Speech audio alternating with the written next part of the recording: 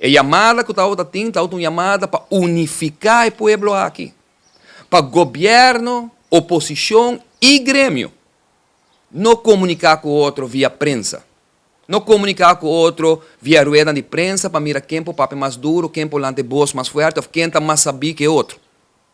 Mientras tu está aqui tomando lugar no momento lá aqui, ayer na Tweede Kamer, não dona nós e não passa nós 30 milhões florim adicional que se vai pagar para a ANHA, não do de grêmio, não do de oposição, não de coalição que está sustentando o governo, para o povo aqui de Aruba, que tem que pagar 30 milhões florim adicional na interesse para sobre não chegar ainda num acordo.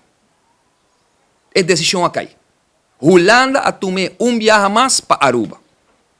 Nós vai para quieto, nós vai seguir o quem está mais saber, se está oposição, se está coalição, se está grêmio, ou nós vai usar a porta que ela abrir chiquito. Porque a senhora Van Huffelen está duidelijk e avisa se logra chegar num acordo.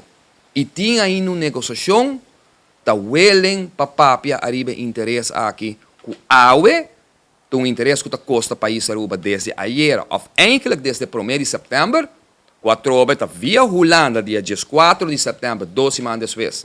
E país aqui, o povo me se hayasa, que nós temos 30 milhões adicional de nossa cabeça para pagar. Passou se não está em reunião de Tweede Kamer, nós não saco desde 1 de setembro, e golpe aqui, a bolbe o Aroponi, a riba lomba da comunidade de Aruba.